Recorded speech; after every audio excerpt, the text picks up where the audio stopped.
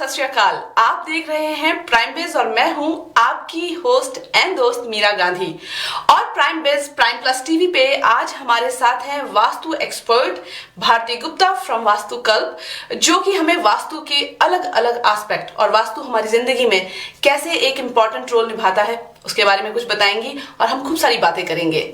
भारती जी, आपका बहुत बहुत स्वागत है शो पे। जी thank you so much Meera, और आपके प्राइम प्लस टीवी के दर्शकों को मेरा नमस्कार। जी भारती जी, जैसे कि पिछले हफ्ते भी वास्तु के ऊपर हमने काफी बातें की और हमारे जो व्यूअर्स हैं उन्होंने भर भर के आपको कॉल्स की वास्तु के बारे में जानने के लिए। मेरा एक सवाल है आपसे। जी, वास्तु वर्ड मुझे बड़ा फैसिनेट करता है और जब भी मैंने वास्तु के बारे में लोगों से कुछ पूछा है तो अलग अलग आंसर्स आते हैं। आपका वास्तु के बारे में क्या टेक है? मीरा, मुझे भी बहुत फैसिनेट करता है जो अलग अलग आंसर्स आते हैं अबाउट वास्तु। मुझे लगता है कि ये जो हम या जो लोग हैं जो अलग अलग एक्सप्लेनेशंस देते हैं about what is vastu, it is very fascinating like you said, and I think it is also very important to give different explanations so that people can understand the subject clearly, और because हर इंसान अलग अलग तरीके से समझता है। जी, आपने जो मेरा टेक पूछा, मुझे लगता है vastu is all about elements, it's all about directions, it's about how we use these elements in our house, what these directions are about, the positive direction, the negative direction, the energies coming from these directions, how the house or any structure is built, keeping the elements and keeping the directions in mind. This whole study, in my opinion, is vastu. Oh, interesting. So it's just not about vastu. It's vastu. Vastu is a small component of vastu. Okay. So, yeah. Nice. Good. और जैसे कि हमने बात की कि पिछली बार भी बात हुई कि इम्पोर्टेंट है वास्तु। So, मैं आपसे यहाँ पे आपके एक्सपीरियंसेस जानना चाहूंगी, क्योंकि आप 17-18 सालों से वास्तु के फील्ड में काम कर रही हैं और आई एम वेरी अवेयर कि आपके बहुत सारे क्लाइंट्स हैं जो आपसे कंसल्ट करते हैं। तो हमारे घर के अंदर हमारे रिलेशनशिप बड़े इंपॉर्टेंट होते हैं। तो एज अ लेमैन अगर मैं देखूं, किस तरह के एक्सपीरियंसेस होते हैं अगर हमारा वास्तु करेक्ट नहीं है घर में? मीरा, जब हम रिलेशनशिप्स की बात करते हैं तो घर में अलग अलग रिलेशनशिप्स होती हैं। Relationships with our spouse, relationship with our parents, relationship with our children, relationship with anybody living in the house, even relationship with the friends who come to your house.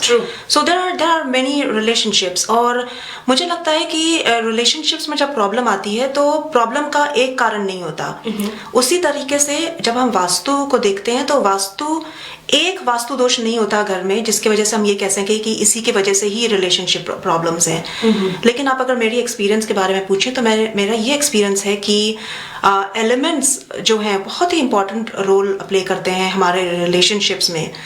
और अगर एलिमेंट्स अगर घर में balanced हो तो relationship harmonious हो सकती है। फॉर एग्जांपल, एक एग्जांपल के तौर पे लेते हैं, अगर मास्टर बेडरूम किसी का साउथ वेस्ट में है तो master bedroom is an earth element in the south west zone. अच्छा, तो उसकी साउथ वेस्ट जोन और अर्थ एलिमेंट की खुद की ही अपनी प्रॉपर्टीज हैं, यानी कि वहाँ पे जो रहने वाला है they tend to become more egoist, more self. हर एलिमेंट के अपने पॉजिटिव्स हैं, हर एलिमेंट के अपने नेगेटिव्स हैं। लेकिन जो भी प्रॉब्लम्स होती हैं पॉजिटिव्स की वजह से नहीं होती ज्यादा, वो नेगेटिव्स की वजह से होती हैं। और पॉजिटिव उस एलिमेंट का कितने ही सारे पॉजिटिव क्यों ना हो, लेकिन वो अगर एक नेगेटिव उस एलिमेंट से हमें मिलता है तो वो प्रॉब्लम रिलेशनशिप्स में बन जाता है। तो साउथ वेस्ट में अगर मास्टर बेडरूम है जो अर्थ एलिमेंट है, तो हम देखते हैं कि मैं रिलेटेड जो भी इश्यूज होते हैं कि बिकॉज ऑफ मी जो ईगो के रिलेटेड जो इश्यूज होते हैं, तो वो इश्यूज हम देखने लग जाते हैं। Also south west is a very commanding zone. हमें it wants us to keep us into power, we want to be the head. ये खूबी है साउथ वेस्ट जोन की, यानी कि वो हर मेंबर पर भी कंट्रोल करना चाहेगा। तो relationships can arise because of wanting to control and the other elements don't want to be controlled. So the person living from out of the northeast zone or the northwest or the southeast, they don't want to be controlled.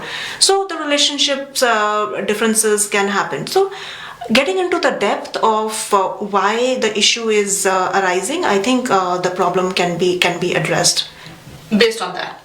But relationships की बात करें अगर, तो मैं ये मेरा one thing is, हमें घर जो है हमेशा साफ सुथरा क्लटर फ्री रखना चाहिए। अननेसेसरी अनवांटेड थिंग्स नहीं होनी चाहिए, ताकि the energy is able to flow through the house and reach to all the corners of our house. That is something very important to keep in mind when we are talking about relationship issues and vastu. Oh, nice.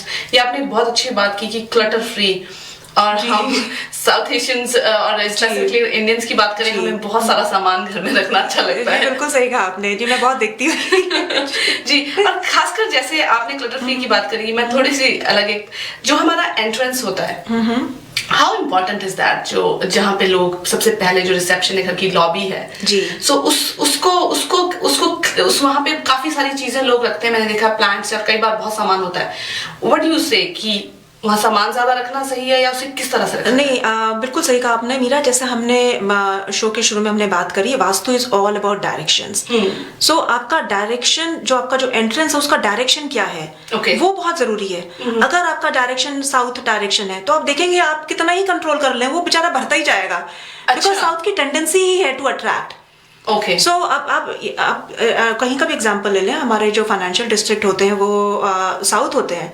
Yes. So because the tendency is to attract, आप घर का south west corner देखेंगे या south corner देखेंगे, वो हमेशा भरा ही रहेगा। जहाँ तक आप it will start looking like a store room. तो जिनके साउथ एंट्रेंसेस घर हैं, वो देखेंगे कि बहुत भरता जाता है वहाँ पे, and they find it very difficult to keep it clean. So focus on that little bit. So मुझे लगता है मुझे अपने बैग्स रखने चाहिए इस कॉर्नर पे, ताकि वो भरे रहे हमेशा। जी देखिए, बाहर किसी भी चीज से सकता है, अच्छी चीज से, पॉजिटिव थिंग से भर सकता है, नेगेटिव थिंग से भर सकता है, भरना उसकी खूबी है। So we have to keep in mind that the positive energy is coming, ताकि जब वो भर रहा हो तो वो पॉजिटिव चीजों से भरे। जी, ये आपने बहुत अच्छी जो पॉजिटिविटी की बात की है, and I think it's very important in relationships. इसी के ऊपर एक और मेरा आपसे सवाल है, घर का एक बहुत इंपॉर्टेंट पोर्शन होता है हमारा बेडरूम जी। So how important is to keep the vastu correct in our bedroom? देखिए Meera, in my experience I feel the bedroom is the most and the most crucial part of vastu. I have seen the vastu of your entire house may be incorrect, but if the vastu of your bedroom is correct, you can prosper not only in a very good relationship, you can also prosper in health, you can prosper financially. So vastu of your bedroom is very, very important. Now, what does it mean that the vastu of the bedroom is good? So how we look at that, मैं आपसे मैं ये बताऊंगी आपको। सबसे पहले हमारा जो बेडरूम का जो जोन है वो हमारे लिए है या नहीं है, डिपेंड करता है कि हम क्या काम करते हैं, हमारी लाइफस्टाइल क्या है। हमारा काम, मैं इसलिए कह रही हूँ कि देखिए हमारी जिंदगी ही हमारे काम पे बेस्ड है। जी बिल्कुल। सो हम या तो सोते हैं, घर पे आते हैं, फैमिली टाइम, या हम काम पे जा रहे होते हैं। So what we are doing, that is an element. Like just for example, आपका example लेते हैं, if you are a TV host, north east element is very good for you. Okay. So आप घर जाते हैं, अगर आपकी north east की energy आपके घर में आ रही है, that means your bedroom is in the right direction. You're receiving the northeast element. That means your work will be prosperous. If your work is prosperous, what you receive from the bedroom is automatically prosperous. And then we talk about how you balance your bedroom. यानी कि bedroom का color किस तरीके का हो, bedroom में आपका furniture layout किस तरीके का हो, आपने घर में bedroom में articles क्या रखे हुए हैं, उसको हम balance कर लेते हैं अमीरा। तो I have seen आपके घर में चाहे कुछ भी हो रहा हो, you will see results. results of that. Of that. A very good example for that is आप देखेंगे जब हम बिल्डिंग देखते हैं, बिल्डिंग का vastu can be anything, you know, around हम कहेंगे कि साउथ वेस्ट में तो नदी बह रही है प्लॉट के, लेकिन इसका मतलब ये नहीं है कि बिल्डिंग में जो रह रहे हैं सभी को प्रॉब्लम हो रही है. True. Same thing. Yeah, good point. Yeah, तो same thing is with the bedroom. So bedroom को आप एक सोच रहे हैं कि जैसे एक फ्लैट है आपके बिल्डिंग का, सो उसको आप उस तरीके से सोच रहे हैं, चाहे अगल बगल में कुछ भी हो रहा हो, आपका बेडरूम अगर सही है तो आपकी अगल बगल की नेगेटिविटी से आप इफेक्ट नहीं होंगे. Very nice. और ये मैंने खुद भी नोटिस किया है, इवन जब घर भी हम बदलते हैं एक घर से दूसरे घर, तो कभी ऐसा लगता है कि किसी बेडरूम में जाके कि यहाँ मुझे ज्यादा कंफर्ट महसूस हो रहा है, या I think flow of energy, शायद मुझे एक नेचुरल सा कंफर्ट लगता है, ओ ये बेडरूम मेरा होना चाहिए, राइट? बिल्कुल सही कहा आपने. सो आई थिंक वो भी एक वास्तु का ही एलिमेंट है. नहीं, बिल्कुल सही कहा मीरा, आपने बिल्कुल सही कहा कि हम देखते हैं ये चीज, आप कोई घर पे जाते हैं and you suddenly feel like this is my house, because the elements are speaking to you, you know, you are able to relate to those elements, and especially when you go to the bedroom, if you can see yourself living in that means those elements are communicating with who you are and you want to be part of that bedroom. I mean, हमारे viewers के लिए एक बहुत अच्छा ये आपने बात touch की है, बिकॉज बहुत बार जब घर लेते हैं तो घर बहुत अच्छा होता है, लेकिन कनेक्ट अंदर जाते हुए उसके साथ कुछ वाइब्स नहीं बैठती सही. सो आई थिंक वही एक चीज होगा. मुझे कभी लगता था ये ऐसा क्यों है, जब घर खरीदते हैं तो इस तरह की फीलिंग्स क्यों आती है. जी. So I think this is about. जी बिल्कुल. और एडिंग टू दैट पॉइंट मेरा ये भी देखेंगे, क्योंकि मैं देखती हूँ अपने एक्सपीरियंस में, मैं ये देखती हूँ कि जब हम घर में आए तब हमें इतना मजा नहीं आया, लेकिन अब अच्छा लग रहा है क्योंकि आपने उसको अपने एलिमेंट्स, अपनी डिजायर्स के हिसाब से उसको आपने शेप कर दिया. चाहे वो कलर से किया हो, चाहे वो डेकोरेटिंग आइटम से किया हो, so you have shaped that house based on your personality and how and what you want from that house. True. Very interesting. I think मुझे खुद में भी ये चीजें सुन के बड़ा एनलाइटनिंग फील कर रही हूँ, एंड आई कैन फील कि क्यों घर से जुड़ना जरूरी है. ओके, आई मीन हम कितनी ही बातें कर लें आपके साथ वास्तु पे. इसके अलावा मैं चाहूंगी कि इससे पहले कि हम अब रैप अप करें इस शो को, क्योंकि बातों में एंड पे आ रहे हैं, तो हमारे लिसनर्स के लिए, व्यूअर्स के लिए क्या आपका मैसेज है when it comes to relationships?